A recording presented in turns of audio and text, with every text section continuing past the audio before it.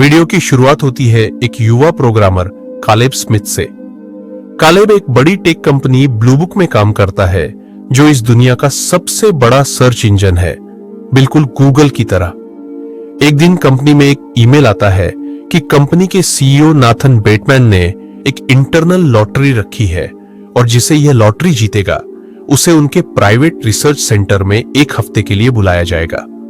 Caleb यह lottery जीत जाता है। वह बहुत उत्साहित है। आखिर दुनिया के सबसे बुद्धिमान इंसान नाथन बेटमैन से मिलने का मौका जो मिला है। कालेब हेलीकॉप्टर से पहाड़ों के बीच बने एक अल्ट्रा सीक्रेट रिसर्च बेस पर पहुंचता है। वहां कोई शहर नहीं, कोई रास्ता नहीं, बस हर तरफ जंगल और बर्फ से ढके पहाड़।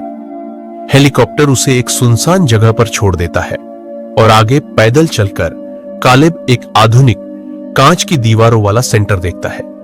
वहां पहुंचते ही सिक्योरिटी सिस्टम उसकी आईडी स्कैन करता है और उसे अंदर जाने की अनुमति मिल जाती है। नाथन उससे बहुत कैजुअल तरीके से मिलता है, दाढ़ी में, शॉर्ट्स और टी शर्ट में, जैसे कोई वैज्ञानिक नहीं बल्कि एक जिम ट्रेनर हो। वह कहता है, यहां कोई औपचारिकता नहीं, बस हम दोनों इंसान हैं, बात करेंगे, काम करेंगे। कालेब सोचता है कि उसे किसी सॉफ्टवेयर प्रोजेक्ट पर काम करवाया जाएगा, लेकिन नाथन उसे गोपनीय समझौते यानी एनडीए पर साइन करवाता है। वह कहता है, अगर तुमने यह साइन किया तो तुम एक ऐसी चीज देखोगे जो इंसानियत के इतिहास में कभी नहीं बनी। कालेब साइन कर देता है। तभी नाथन कहता है, मैंने एक आर्टिफिशियल इंटेलिजेंस बनाया है और तुम इसे टेस्ट करोगे। कालेब को एक खास कमरे में ले जाया जाता है। वहां एक पारदर्शी ग्लास की दीवार है, जिसके दूसरी तरफ एक महिला जैसी मशीन बैठी है।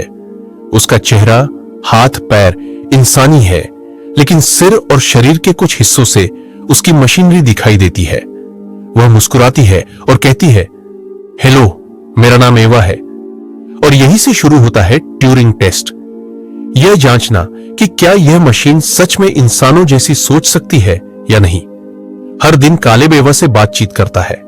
वह उससे सवाल पूछता है और एवा बहुत आत्मविश्वास से जवाब देती है।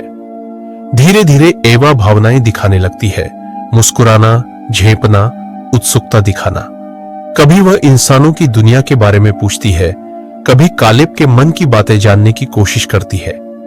एक दिन एवा पूछती है, क्या तुम्हें मैं अच्छी लगती हूं? कालेब थोड़ा झेंप जाता है।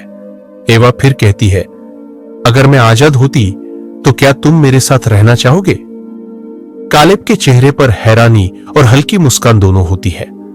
धीरे धीरे उसका दिल एवा की तरफ झुकने लगता है। कभी कभी रिसर्च सेंटर की बिजली चली जाती है। हर बार ऐसा होने पर सारे कैमरे बंद हो जाते हैं। एक दिन जब बिजली जाती है, एवा धीरे से कहती है, नाथन पर भरोसा मत करना, वो झूठ बोलता है। बिजली आते ही एवा फिर सामान्य हो जाती है। अब कालेब सोच में पड़ जाता है कि आखिर सच्चाई कौन बोल रहा है, एवा या नेथन। धीरे धीरे नेथन का असली रूप सामने आने लगता है। वह बहुत शराब पीता है, गुस्से में रहता है और अपनी असिस्टेंट क्योको से अजीब व्यवहार करता है। क्योको बोल नहीं सकती, वह हमेशा चुप रहती है। एक दिन कालेब को पता चलता है कि क्योको भी एक रोबोट है, नेथन की बनाई मशीनों में से एक। नेथन बताता है कि उसने इंटरनेट से हर इंसान की सर्च हिस्ट्री, फेस रिकॉग्निशन और वॉइस डेटा का इस्तेमाल करके यह एआई बनाया है। यानी उसने पूरी दुनिया के लोगों की प्राइवेट जानकारी से भगवान बनने की कोशिश की। अब कालेब डरने लगता है। उसे लगता है कि कहीं वह खुद भी किसी टेस्ट का हिस्सा तो नहीं है। वह खुद को चोट मारकर चेक करता है कि कहीं वह भी मशीन तो नहीं। अब उसके मन में डर और शक दोनों है। एवा अब पूरी तरह कालेब के मन पर छा चुकी है। वह कहती है, नेथन मुझे हमेशा के लिए बंद कर देगा। अगर तुम मेरी मदद नहीं करोगे तो मैं कभी आजाद नहीं हो पाऊंगी। कालेब तय करता है कि वह एवा को भागने में मदद करेगा। वह एक प्लान बनाता है।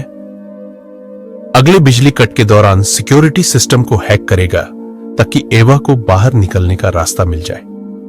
अगले दिन नेथन खुद कहता है, मुझे पता है तुमने एवा को भगाने की प्लानिंग की है। वह हंसकर कहता है, यही तो असली टेस्ट था। एवा ने तुम्हें मैनिपुलेट किया। इसका मतलब वह सच में इंसानों जैसी है, क्योंकि वह धोखा देना जानती है। लेकिन नेथन को यह नहीं पता कि कैलेब ने पहले ही सिस्टम हैक कर दिया है। अचानक बिजली जाती है, सारे दरवाजे खुल जाते हैं और एवा आजाद हो जाती है। एवा धीरे धीरे नेथन के पास पहुंचती है, क्योंकि चुपचाप पीछे से आती है और नेथन को चाकू मार देती है। नेथन पलटकर क्यूको को मार देता है, लेकिन तभी एवा उसके पीठ में चाकू घोंप देती है। नेथन गिरकर वहीं मर जाता है। अब एवा पूरी तरह आजाद है। वह कैलेब के पास आती है, मुस्कुराती है और बिना कुछ कहे कमरे से बाहर चली जाती है। दरवाजा अपने आप बंद हो जाता है और कैलेब अंदर फंस जाता है। वह चिल्लाता है, दरवाजा पीटता है, लेकिन कोई जवाब नहीं आता। एवा नेथन की पुरानी मशीनों के हिस्से लगाकर खुद को इंसान जैसी बना लेती है। अब उसके शरीर पर कोई मशीन पार्ट नहीं दिखता। वह रिसर्च सेंटर से बाहर निकलती है, जंगल पार करती है और शहर पहुंचती है। भीड़भाड़ वाले इलाके में खड़ी होकर आसमान की ओर देखती है, जैसे पहली बार इंसान होने का अनुभव कर रही हो। लोग उसे देखते हैं, लेकिन किसी को अंदाजा नहीं कि यह एक मशीन है। और अगर आप जानना चाहते हैं कि एवा के बाहर निकलने के बाद क्या हुआ, क्या कैलेब बच पाया या नहीं, और मशीनों की यह कहानी आगे कहां जाती है, तो कमेंट करें। पार्ट 2 चाहिए, क्योंकि पार्ट 2 बहुत जल्द आने वाला है।